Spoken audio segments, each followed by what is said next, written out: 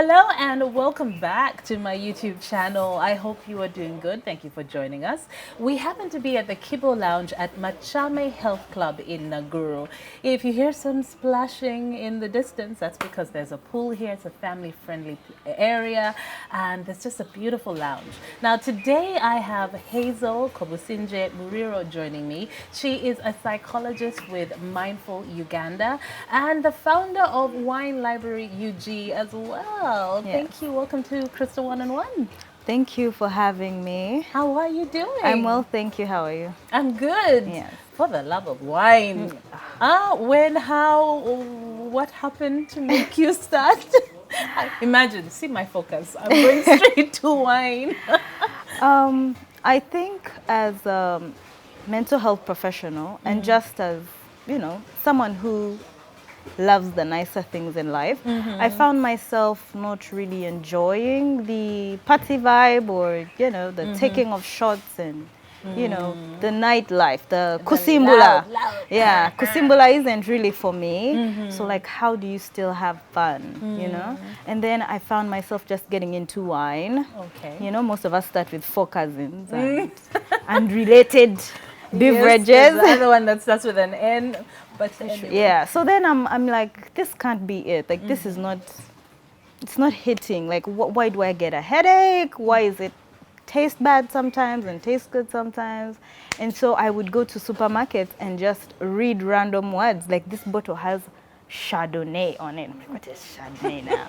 This other bottle has like Sauvignon Blanc, but I didn't know how to say that. I would just be like, Sauvignon Blanc. Like, I'll be like, what are these words? So I started to share like my little wine journey on my personal Twitter, and then I got a job offer. Okay. From the pantry. Oh, UG. wow. Yeah, they were like, you're good, with your posting, you're passionate about wine. Do you mind trying to do our socials? So I did that, and the money was good, the vibe was good. I get free wine. Always a plus. Yeah, and I just learned more and more. The proprietors are very knowledgeable, and they would teach you, and you would discuss, and you would debate, and you'd go back and forth. I'd be like, oh no, this bottle is actually disgusting. How can you drink this? And they're like, what? You must sell this bottle. It's delicious. And it was so nice to learn about wine. And then I started to think about wine in relation to our food. Okay. Because I don't eat dairy, and I especially do not eat Muzungu food because all their food has some kind of cheese and some kind cream, of something. milk. And I'm like, you people want to die. Oh, God. And I do not want to be a part of you guys. So I was so curious. Wait, when you say you don't eat dairy, Yeah. is that because you're, lactose intolerant? Yes, Okay. but I think as we get older, we can tolerate it to an extent, but my palate has refused to adapt. I still find it nasty. It doesn't taste as good. I don't know what I to don't say eat to that. I love cream and cheese, but okay. Yeah. All right. So I just started to think, like, what pairs with my chinyewa, what pairs with my beef, because this is what I like to eat, and I was so curious with regards to wine and food pairings. Okay. And yeah. And I just, Ugandan cuisine, that's so cool. yeah, and then I just started the wine library like that. I'm a little jealous, I have to say, that you got to learn and drink wine at the same time. For free. Without hitting your pocket too hard. Know. Yeah. So you said you're a mental health enthusiast, and some of our interactions, especially around the Mental Health Run project, which is starting, and I think you will be having the run very soon. Yes. Yes. When did you become part of Mindful? Okay. So I'm a community psychologist. Okay, that is Yes. what you studied. Yes, and that qualified is in. what I do. And I, again, used to see so much misinformation and so much victim blaming and guilt tripping around mental health issues, particularly suicide, online. And I would just say, let me do what I do best. I run my mouth, I come and I educate people where I can. And it started as a hashtag. Okay. I would just do Thursdays. I would be free in the afternoon. So I would make like a thread and, talk about what stress is, talk about burnout, talk about depression. And then it just kind of grew from there. And so many people were reaching out to my personal account. I decided to just create an account for it. And it went on from there. And I realized that I need to be the bridge for people to access mental health care. Okay. Yeah. So mostly Because I'll, these are still very new conversations. I feel like Exactly. we're learning more, but people still don't understand it. Yeah. And what you said about suicide, even if you just have a conversation with people, they're like, what's wrong with that person? That person is a coward. You know, Yes. I mean, our culture, even in some of our cultures, they even beat the dead body. Yeah, Right? So, So our culture has not been working for us thus far. I've not allowed these conversations to Yeah, happen and anyway. the beating of the dead bodies, the shaming people into staying alive has not worked thus far because people are sick, they don't feel well, they don't feel like they have a reason to live. And what they do, they're just killing themselves slowly using another way. I genuinely believe, and so many of my colleagues will agree, that the rate at which we party and consume alcohol and drugs is a symptom of poor mental health in Yes. Uganda. So the binge drinking, because we're not Yes. talking about like you have a glass or, Yeah. or one bottle Yeah, of beer. I don't want the UG Coco people to get mad at me. If Yes, you enjoy yes. it on the weekends, it's fine. Yes, I'm but talking I think we're talking about... about functional alcoholics as well. I feel like Yes, so we many have so people many function high alcoholics. functioning alcoholics. So because people cannot speak that they're overwhelmed and they feel tired and they feel very sad, because it's not normalized and it's not like acceptable, then people feel like, well, I'll just kill myself slowly. Subconsciously, that's what they're doing. You know, Right. it's affecting their different aspects of their life, their relationships, their work. They're just drinking themselves to death. Yeah. Yeah. I feel like nearly every family can relate to having alcoholism. Nearly every. Not all, but Yeah. if you talk to most people, there's always an uncle or an auntie or someone Yeah, who and everyone knew was an alcoholic and they just drank themselves I'm just to focusing on alcohol because I think I and many people come from a background where drinking is okay. But for people who come from cultures or religious backgrounds where alcohol, they don't drink alcohol, it's another habit they're replacing. So it could be sex. It's risky behavior they're engaging in because we are not providing adequate mental health care. We're not promoting positive mental health. Yeah. Okay. All right. So I had a conversation not too long ago and we were talking about mental health in general. Yeah. And about how to stay healthy mentally is to have coping mechanisms for whatever life throws at you. Yeah. Essentially, because that is life. You Yeah. can never really predict what's coming. You will lose a loved one, you can lose a job, you can, I don't know, be diagnosed with something that you have to live with for the rest of your life. Yeah. So coping mechanisms, but then there are the negative ones, which I think most Yes. of us go for Yeah. instead of having better ones. Yeah. Yeah. Okay. Yeah. So let's go back to you and your history. You Yes, said you're a please. community psychologist. Yes, please. Ugandan? Were you Yes. born here? I was born, raised, and I have only left for enjoyment. I always come back. For enjoyment. I can never stay away for too long. Okay. Yeah. All right. Yeah, I was born in Kampala, but I am from Kabale and Kanungu. I'm a Machiga. I grew up here. I studied in Kampala Quality. Yeah, I was an Abingo babe at some point, but that wasn't for me. Oh. I went to an Adventist school, Okay. also not for me. I went to a semi military school for A level, Namrembe Hillside. Okay. If you know that school, it is technically semi-military. Yeah, and How's they that? well, it was hard because everything is so strict and everything has a consequence, and we're not allowed to be just children who are entering young adulthood. But I think those experiences made me who I am, though they shouldn't have. I shouldn't have had to go through that to be who I am. Yeah, but When you say this didn't work for you, this didn't work for you, what did you struggle? Yeah, I with struggled the a lot. structures or yeah, I struggled a lot. Nabingo is traditional Catholic school, so that wasn't my space. I don't feel like I should be forced to go and pray. It's my spiritual journey. It's my relationship with my God, you know. And then the performative femininity we are taught, which I now know what it is. Like, oh, ladies do this and like ladies do the other. It shouldn't be. There is a way that you can instill what we perceive as good values without it, or good manners. without condemning someone's preferences or someone's natural way of being, you know? Yeah. Yeah, Adventist school also wasn't for me. It was very, again, religious in a sense of, you know, we used to pray every day, which is not a bad thing, but, you know, it shouldn't be shoved down your throat. I have my own spiritual journey. I have my own way of life. And then like Friday afternoons, we would stop class and prepare for the Sabbath. And you are supposed to like clean up and not do any chores on the Sabbath, on Saturday. Yeah. Like you would get in trouble for just like washing a dish or something like that. So that was also like what another. What do you mean? So Yeah, even because if it's you the like Sabbath. cooked and everything would be left So there? I hear they used to prepare our food the day before, the day prior, or right before Sabbath clocks Wow. in. This is new information to me. Yeah, so that environment also wasn't for me.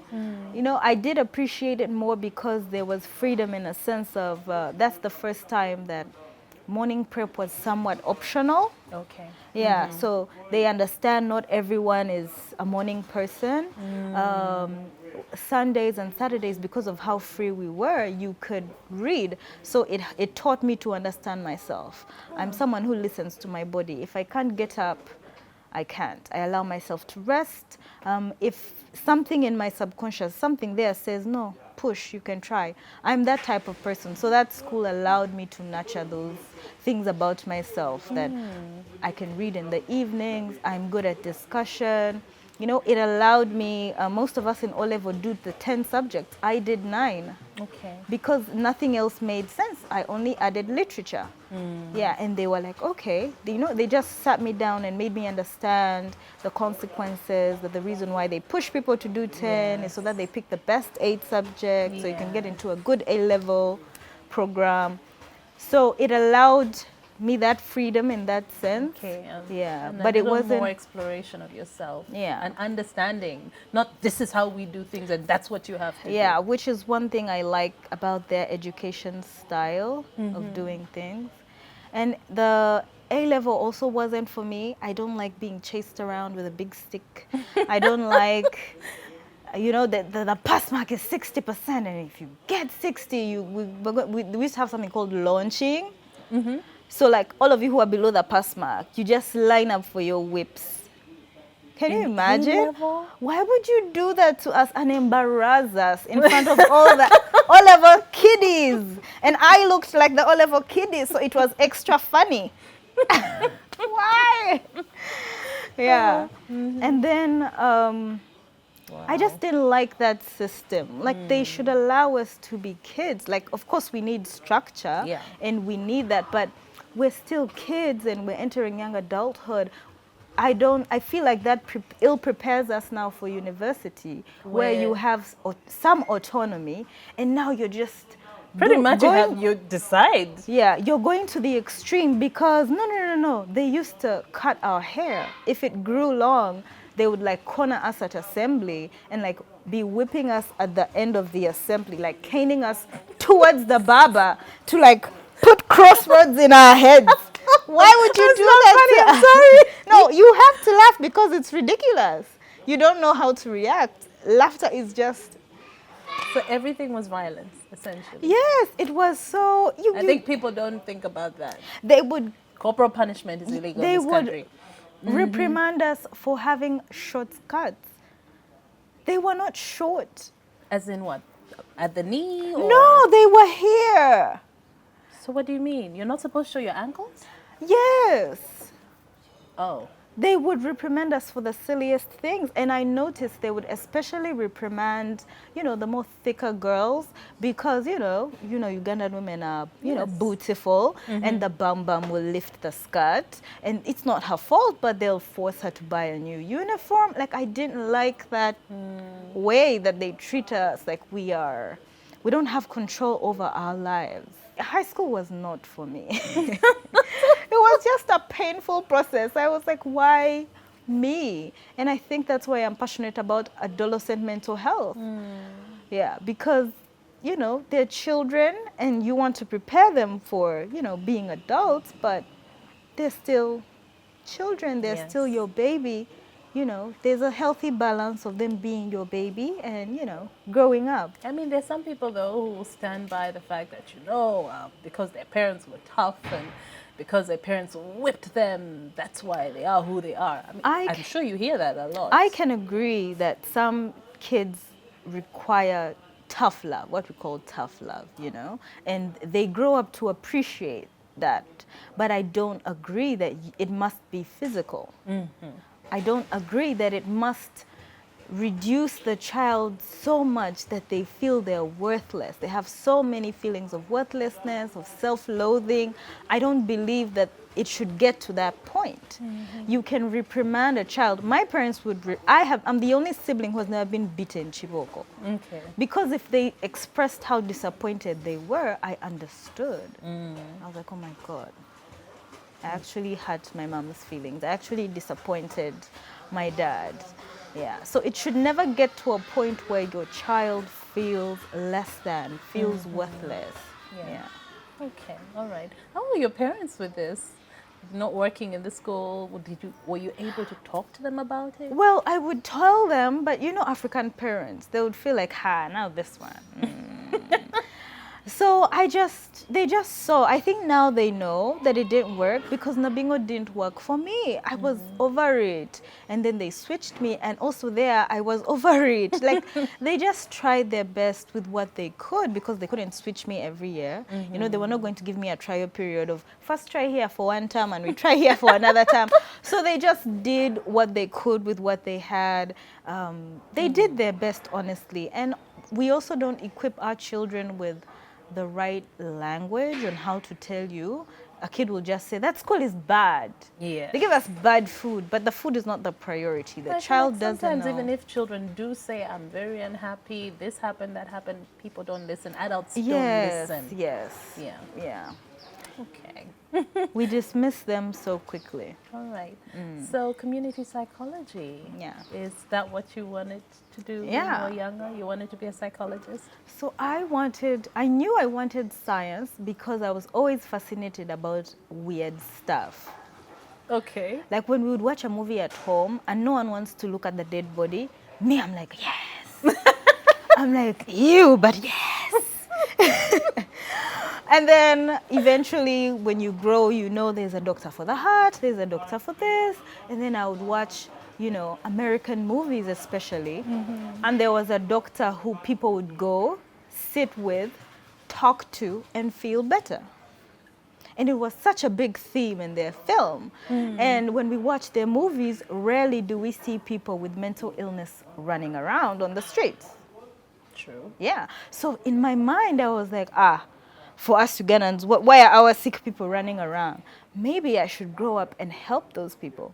But I didn't really know, like, what do you do to get there? Is that even doable? Is that like a white people thing? Do black people do those? Are we just But destined? for the longest time, therapy was a white people thing, right? But I think we had therapy in our traditional African society. Maybe. No, even before colonialism, I think we had a way that we helped people deal with mental illness, but we don't know because our history is corrupted. It's told through the white lens, And like you said, we had a community. I don't think before churches came, we were just kind of like chilling. People had places they convened and they worshipped and they got along. And those were forms of therapy, group therapy. They were forms of peer support. Men going to herd together, girls going to pick firewood together. All that is some form of peer support. And that is a form of therapy and mental health care. Okay. Yeah. All right. So you looked and you're like, oh, how come? I was I- like, yes. what you said about mad people, that is such a UG thing. Yeah, I was like, for us, And we such just a mean why. mentally disturbed, but for the longest time, people are like, ah, that one is just mad. And I know we associate mental illness, that particular illness of the people we call quote unquote mad. That particular illness is usually schizophrenia. You know, it's psychosis. They're having a psychotic episode. That's just one sickness. And we associate that with, you know, spirituality because we're very spiritual people. Yes. And I do believe as we look after our mental health, we should look after our spirits, you know. So people always assume it's like a chika or like, you know, the gods are not happy with this person or they What's are. witchcraft? The person's been bewitched. Yeah. That family. And sometimes really the witches of our village have done nothing. You're sick. They've done nothing. They want you to thrive. That's why the sick person is surviving on the road, regardless of all the harm that comes with, you know, living on the street. The witches of our village, they want you to come for therapy and to be fine, and you guys are falsely accusing them. I genuinely believe our African spirituality and well-being, we think of it in a negative way, yet it can be used for good. Absolutely. Yeah. So when I was in A level, I had a sweet friend. She was in Form 6 and she had finished, so she came back to pick her results. And she always knew that I was curious and liked that stuff, that freaky weird stuff. She'd be like, but what's wrong with you? You're weird.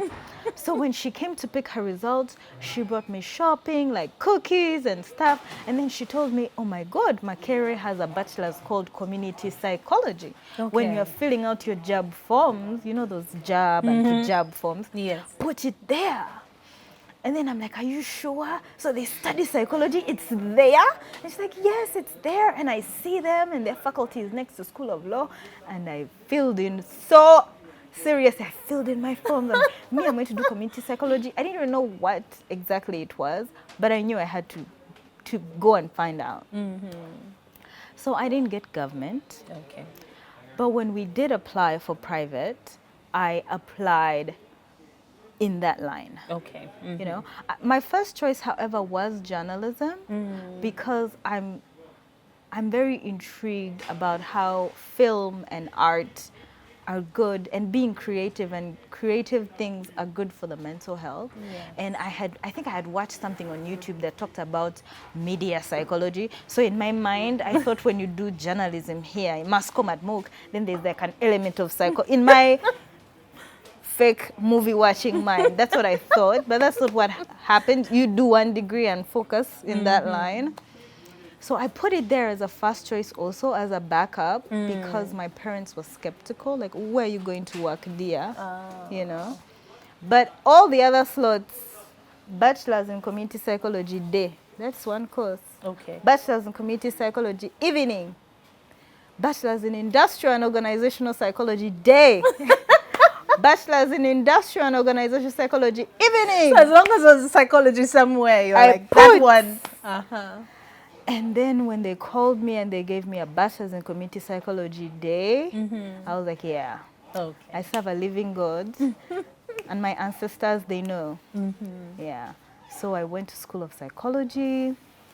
They were the best, but also tough years of my life. And Okay. honestly, that was just the best time of my life. Now, you told me earlier that you worked while you were at university. Yeah. Yeah, and I'm beginning to realize, I mean, I was one of those people who worked, but very many people never worked until they were done. Then they started. Yeah. Yeah, that whole, So my chapter in their lives. So what about you? So I come from a family of people who don't know they are feminists. But they are in very many things that they do and very many things that they believe. Okay. I come from women who believe in building yourself because you cannot be the best person, the best partner, the best mother if you don't have something for yourself. Something of your So own. I was just there chilling, vibing, vacation, asking for internet, asking for this. I want to plait my hair. And they're like, Madam, you have to go and know where this money comes from. So I was working at a tour company Yeah, I used to receive monies for properties that are up country. So like lodges, people who do boat rides, different services. They came together, I think, as colleagues, and they set up a Kampala office where we can just receive their monies on their behalf, do a bit of reservations, and I love to travel. I'm very passionate about the continent and Uganda, and I like to kuzunga, really. Yeah, so I found myself, sticking there. Okay. I would do the job. At some point, it was part-time, then it became full-time. So I would go to School of Psychology in the evening. So I would do like So you 8 work to during the 4. day. Yeah, 8 to 4. Then like 5 to 9, I'm at School of Psy. And, the balance was quite difficult to strike, And then I'm learning like 2 sets of information about tourism and sustainability and the environment and conservation. And I still have to learn, what I'm learning at School of Psy and all these theories and who the hell is Eric Erickson and all this stuff. Yeah. But I still don't regret having doing it because it helped me be who I am. It helped me properly understand where I see myself going. Yeah, I love that I had that experience, and it also helped me not be a broke campasa. Unlike you guys, Yeah. I had money. Of your I would do own. my nails and my hair. Yeah, Money of your own, let's be clear. yeah, yeah. And it was a good experience. Okay. Yeah. You say, I like what you said, you come from a family of feminists, but they don't know they're feminists. They don't know. They don't. I think if you even said that to them, they'd be like, "How dare you? Okay. How dare you think I'm a man-hating person?" And I'm Oh, like, yeah, 'cause that's what people think feminists and I'm are. like, dear, based off how you've raised me, dear, unfortunately for you, that is what we are. Yeah. In my household, there is no you're a boy, you're a girl. All of you do house chores. All of you are taught well. There is no that distinction. We're all equal. We all follow the rules. My parents believe you should stay in the house until you maybe get married, or if you have a career or something that takes you away from Kampala. And that same rule applied to our brother. Okay. He wasn't special because he's a boy. Yeah, so those are feminist values where you treat everyone the same. Yes. Putting in mind, their different capacities and what they're good at and what they're not good at, but you don't focus on their gender or the biological things that make them different. Right. Okay then. Yeah. So community psychology. You're studying this while you're working in tourism, essentially. Yeah. Did you ever have a moment where you're like, maybe I need to choose one way or the other? I've been in tourism from 2013, but I battled with that so much from around 2015 after I did my placement. It was so amazing. It clicked. That's the time I knew, this is what I'm supposed to do with my life. This tourism issue, first go aside. Yeah. So then I struggled because What I about was... that experience made it? So first year and second year were a bit hard because I was balancing work and school. And also because they teach us so much theory and they focus so much on us understanding how psychology was born and why we do what we do and all these things. But then it doesn't really click because you're like, okay, when do we get to the part where we know why people are sick? What is this sickness? When are we reaching there, sir? So things were not really clicking, they were boring, they were so theoretical, there was so much history, which I love, but it wasn't, And when I went for placement, everything made sense. Me, every day I used to write in my logbook.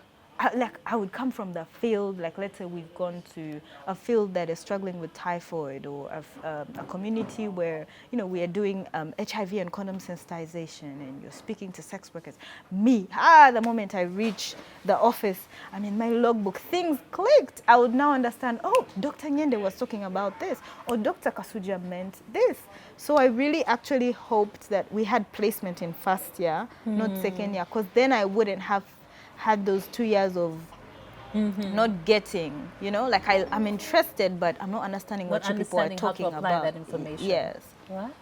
Yeah. So Okay. placement really opened my eyes, and I started to battle with, because I love tourism, I love to travel, but that's not what I want to do with my life. And then after a while, 2019, I got a job offer from someone. He wanted me to consult for his tour company. So just pop in once in a while, help with reservations and just operations. Because the advantage of my job was I was everywhere. Because I received monies, I know everything. I know what to do the moment the person lands at the airport, where they sleep, how we get them to plan point A to point B, where they enter in the national park. This gate makes sense. This boat ride makes sense. Let's do this. Let's do that. So I have that knowledge on the fingertips. Yeah. So when this gentleman offered me this job, he was a medical doctor. He is a medical doctor. He's a surgeon. Okay. And he's like, I also loved travel. Tourism helped pay for my tuition, much like yourself. And I found a way of making something I love fund what I do. So his tour company specializes in medical safaris. Oh, wow. Okay. And then I was like, oh my God, this is a sign. I don't have to give up either. I can see can my do patients both. full time and also have the travel aspect fund this. And I don't have to feel like I'm torn. It's compulsory. I only see patients 24/7. I can live fully. I can do everything I care about. And they can bring money to my patients because I offer affordable and very subsidized mental health care. Yeah, and that's because I can earn a living through tourism. Right. And that has been the issue for the longest time. Most people are like, it's too expensive. I would like to see a psychologist or a therapist, but I can't afford it. It's Yeah. too much money, too expensive, too much. That's what I heard for the longest time. And I feel Yeah. that now we have a lot more options Yeah. from yourself as well Yes. and many other professionals in the field. Okay, but like you said, you looked at how you can earn in other ways. Yeah. Which I think is kind of like the hustle. Like Yeah. the Ugandan hustle. The Ugandan at the end of the hustle. day. Yeah. We are yeyes. Exactly. Okay. Yeah. So that made sense. So you took up that job. Yes, I took up that consultancy. This year I was offered the role of general manager.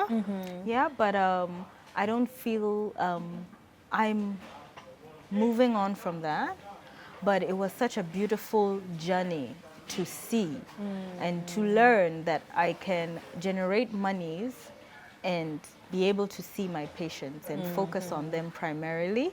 And yeah, the future looks like mindful travel, mindful conversations, travel? and Ooh, it look looks at like you. mindful travel. Okay. Yeah, because one thing I think is, as mental health professionals from all over the world, we can learn so much from each other.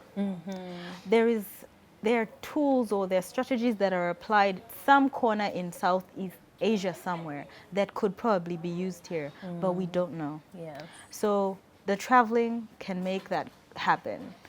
You know, we don't have to design tools and strategies and all these things from scratch where we're like, oh my God, people are struggling with depression. What does World Health Organization say? And then whatever World Health Organization says doesn't apply in the Ugandan context. And then we're like, let's have all these meetings and all these trainings while the people are suffering and spend all this money at Serena and find a solution.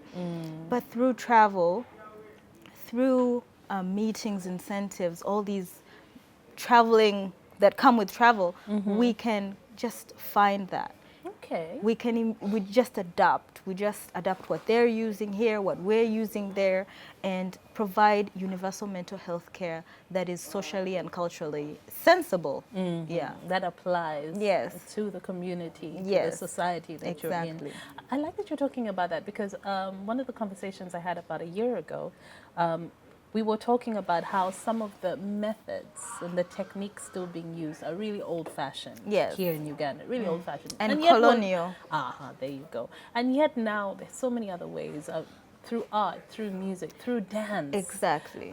Different forms of expression are fantastic ways to help. Yeah. So is that part of also what you are looking at? Yes. So in terms of coping tools and strategies, I really feel like a lot of our African culture and heritage can play a big role in that because yes, we are adapting and we have smartphones and we speak English, but we are still Africans in our way and so many things that we do even without realizing it.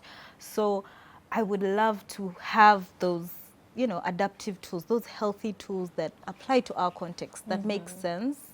I also feel like therapy shouldn't be copy and paste, because in Muzungu countries, you walk into this room and you lay on the couch and I tell you all my deepest, darkest things. No, no, no, no. It doesn't have I to know be I'm not that comfortable lying on a couch with a stranger. I want to sit up and look at you. Yeah, I feel like it should be that way. We should adopt therapeutic techniques that apply to our context, that make a client feel comfortable. That's why for me, for now, I don't mind not having a clinic. Where we can have the session is where we have the session, as long as it's safe, it's calm, it's private, and people don't feel like people are, hearing what's going on. We'll have the session, we can have it online. And if and when I have the mindful clinic, I want the session rooms, I want the therapist rooms to be from their space. I want to have maybe one of our therapists, she's, I'm Konjo. I want her to say, when I was growing up, and we used to sit with our grandmother in a fireplace, so we used to have this, it was so soothing, and they incorporate that. It's their room. I mean, they're the ones who are going to see the patient there. So I want to have those attributes in mental health care here, because we shouldn't just copy and paste. Yeah, absolutely. So when did you really start thinking about practicing and making sure that, these affordable options were available? So I graduated When did it hit you? I graduated in 2018. Okay. And I worked at a hotel for a bit, but that was just for money. And then it got old real quick, and I'm like, you guys, see you later with your clients and TripAdvisor things. So then I worked in Fort Portal for a child protection agency, and that is an NGO.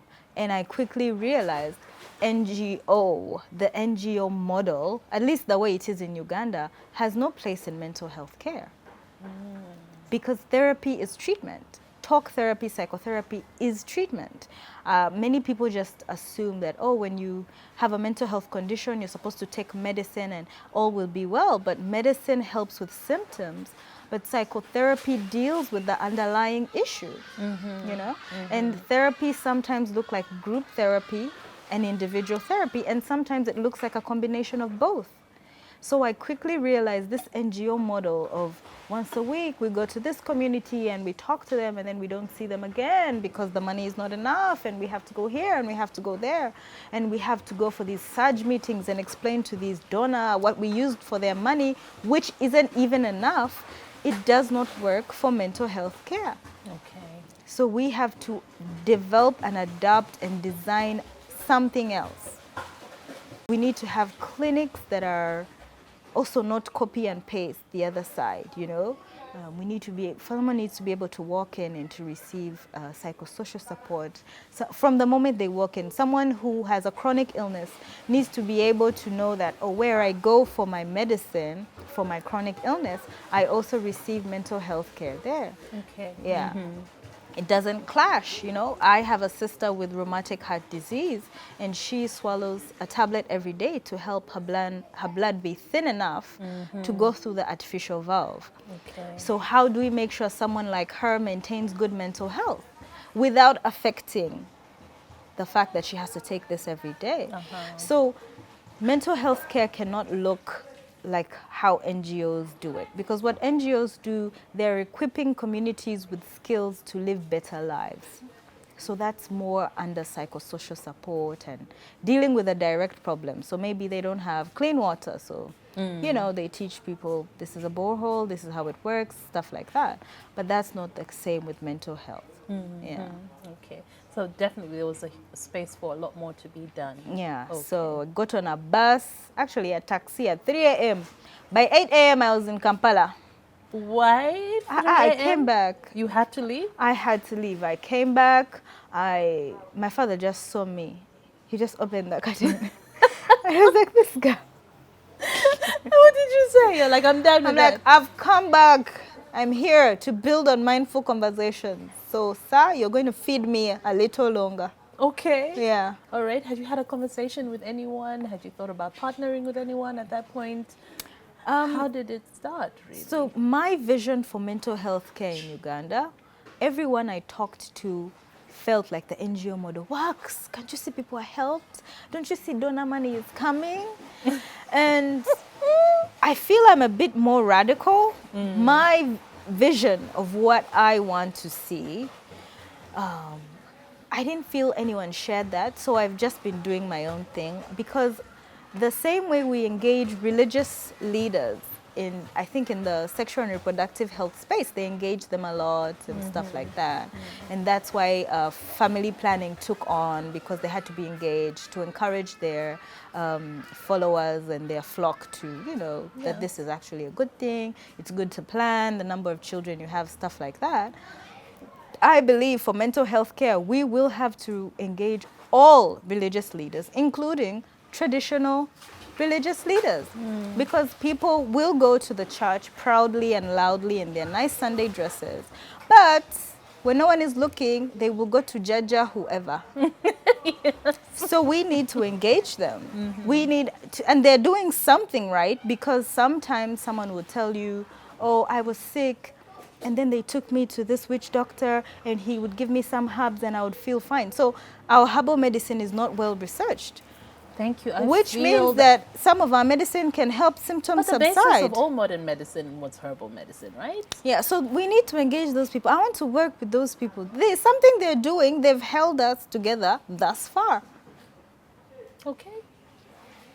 So many of the ideas I have they scare people, so I'm alone. I was about to ask how this conversation has been received by fellow psychologists or other people, your peers. Some of that them you may work not with. agree, but I think some of them may agree, because people are going there. We need to go where the patients are going. They are going to Jaja so-and-so, and he's telling them to bathe the blood of a white goat. So if that will psychologically put them at ease, and Did you know we are Jaja so-and-so, we're a society in denial? We don't want yes, to acknowledge if or talk Jaja about these so-and-so, things. who has told them to bathe the blood of the goats, on the prescription also adds, go to talk therapy. We've achieved what we want. So in the morning, you bathe the blood of the goat, shower, come to me, and we have our session.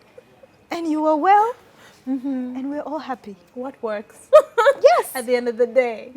I'm sure some very religious people are not happy with this conversation. But you're absolutely right. Our traditional healers, and they are therapists as well. In a way, I growing up on my chalo, there was an older gentleman. He's like a grandfather to me. He was called Jaja Sebo. He passed on. Yeah. The moment they told him that that is what I'm doing, he used to laugh. He would say, "Come here, my Jaja, my traditional healer, Jangu." So they have offered people some kind of comfort or relief over the years, as much as we're in denial. Same with our religious leaders. People go to church, but, you know, alongside going to church on Sunday, let them attend their session on Saturday, let them come in for their session on Friday. Yes. Okay. Well, that makes sense. I remember being told about like a traditional chiropractor, I think, who's helped so many people with issues, bone issues, back problems, different things. And he learned it from his grandfather and the grandfather before that. Yes. And he's been thriving and helping so many people over time. And you don't hear about these things until you know someone who needs that kind of help. Okay, so a different way of going about it. So how would someone get in touch with you? How would someone, because you've talked about that, you know, you're actually making sure the support is in place and it's quite affordable. Where, how did you even structure it? So, like I said, we are bridging the gap between people who want help and mental health professionals through referrals, through group therapy, individual and specialized therapy, and other tools that are accessible to us. Okay. So referrals, number one, it's because I'm young and I'm a one-woman army. So I have designed a list of vetted mental health professionals who I send people to. Because we have a psychiatrist on there, clinical psychologist, counseling psychologist, an organizational psychologist, a wellness coach. There are all these other mental health professionals, and you may not know who you need to see.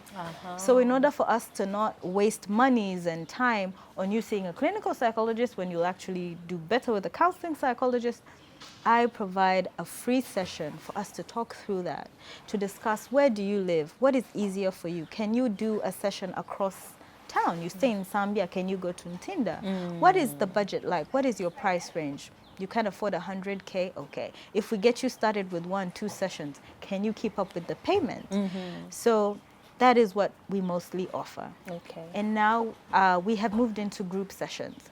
I'm very passionate about people with sickle cell disease, my warriors. So we have group therapy every Saturday, and it is funded by and supported by S for Sickle Cell Warriors Club. You join S for Sickle Cell and you automatically can attend group therapy and peer support sessions every Saturday. I have taken on, so I wanted to get to a place where I can see individual clients and be intentional that I am seeing you, we have a treatment plan, these are our goals. I want it that in 2 months we're here. I want that in the next 3 months you have less panic attacks. I want by the end of the year, this is where we're at. And we go step by step and we do it together. So for the first time I have taken on a patient. Yes. So now we've moved into individual and specialized therapy. However, we still do it through our referrals. The vetted mental health professionals, they do it. Okay. Yeah. So we have an MTN number, the official Mindful Uganda number. Okay. 0777 832731. It's also on mobile money, viewers. We have an Instagram at mindful_Uganda and a Twitter at mindful_Uganda. Okay. Slowly, I will come for you people wherever you are, TikTok, YouTube. I'm coming, but I don't want to have too much on my plate and I end up letting my patients go or letting them down. Okay. All right. Well, that brings us to the mental health run project. Okay. You are part of 3 people who have put this together? Yes. Tell me about it. Me and 2 other amazing ladies. Yes. Rita Auma, she is the founder and our team leader, all 3 of us, of Heart to Heart Spaces. She's a lawyer and a mental health activist. She's a creative and a writer. She is very open and honest about her mental health journey and her journey to healing. Just check her out. She shares about having to deal with mental illness, and she lives well with mental illness, and she's just amazing. She birthed the idea, and then she thought of her other babes. She was like, who are my other babes who I can call? So she called Cynthia Stacy Wambutsi. Cynthia is the founder of Mind Bloom. They are passionate about designing community sensitive and sensible tools to provide mental health care. Okay. Yeah. They support refugees mostly through group therapy and peer support. And they do a lot of trainings in and around mental health care. Yeah. Cynthia as well is amazing. She also has had mental health condition before and she lives well. So it's doable. They're everyday people among us. And then afterwards, I think when they were at coffee, they were like, oh, this may be too much. We need to bring some other loud noise maker on board. And they're like, who is the loudest we know? They called me up and we sat down and we decided one of the ways that we can grab people's attention to these issues, especially suicide, is to have a run. Because the MTN Marathon, people pay attention to what's going on and they go and they spend the day out there. Same with the Kabaka's run. So we said, let's have a run and let's have a walk. Okay. So on the 10th of September, which is Suicide Prevention Day, That's World Suicide Prevention Day, which will so happen to be a Saturday. So you guys have no excuse. So Saturday, 10th September. Yes, we are having the first ever mental health run on Suicide Prevention Day. Okay. We want to create as much awareness around suicide. One of our targets is to reduce stigma greatly that day. And one way we'll do that is by giving correct information about suicide, death by suicide. What is the misinformation you feel that... Number 1, use of language. We need to stop saying commit suicide. Okay. We need to stop criminalizing mental illness. People are sick. When people break their legs or fall off borders, I've never seen anyone being beaten or punished for that issue. So we need to adopt saying death by suicide. They died by suicide. They attempted to die by suicide. And that can get the ball rolling to changing all these policies and colonial laws around mental illness. Because people who are sick are rarely perpetrators of violence. If anything, usually they are victims of violence. So we need to debunk all those things. And having a walk, a 3-kilometer walk, by the way, is a great way to do that. We're going to have our social media champions, we're going to have our mental health champions, and other volunteers on that day. People there to divulge this information. Okay. Mental health professionals will be there. You know, people think psychologists and psychiatrists are just these alien beings sitting somewhere in a room with so many books. But we're everyday people. We're like you. So if you see them, if they engage you, if they explain some of these things you don't understand, that day, it will get the ball rolling on us paying attention to our mental health and promoting positive mental health. Okay. Yeah. All right. So how can someone be part of it? How can someone get involved? How can someone get more information? Yes. So we are, the social media will be up soon, as well as you can see all the information through Mindful Uganda accounts, Mind Bloom accounts, Heart to Heart Spaces accounts, and our individual accounts. Okay. Someone can be a part of this by lighting a candle. Okay. We are selling candles for 1,000 Uganda shillings.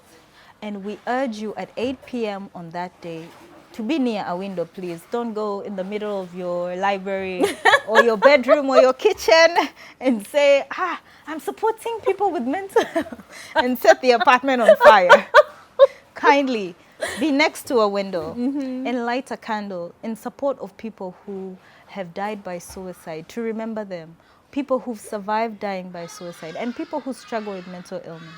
So you buy the candle and you light it. You can be a part of this cause by running with us. Yes. 30,000 for a ticket, you get a running vest and a candle. Okay. And you join us that day in solidarity of people who live with mental illness. Another way you can support us, you can be a sponsor. Some of you people, you're here popping bottles, give us the money. Yeah. You know, some of you have small 10 million lying around. I mean, small. You can be a partner. You can donate a service. You know, there are people who are in the mental health space as stakeholders. They are wellness instructors, they're fitness instructors, they do yoga. Yes. They will be with us on that day. They will offer free sessions. There will be a wellness center for you to come in and to see the different ways you can cope, you know, when you're struggling with poor mental health. Okay. All right. Yeah, so those are the ways, the 4 main ways. Okay. But where is it going to be? it's Where going to you be starting? Chadondo. Chadondo. Okay. Chadondo Rugby Ground. Okay. We will run and walk from between about 8 I to will 9, walk. 10. Yes. I will attempt to run a bit, but mostly walk. Yes. And then we shall then convene at Chadondo Rugby Grounds. We'll have our information center set up there. You can come in there, talk to a psychiatrist, ask them, but you people, what do you do? Come and ask us, come and speak with us. Because a lot of They'll- people don't really understand it. There'll at be all. psychologists there. You know, there'll be someone from the ministry. We're going to invite them. Ask them, tell them, but you guys, what's up? You know, my cousin in the village, for them, where can they go? You know?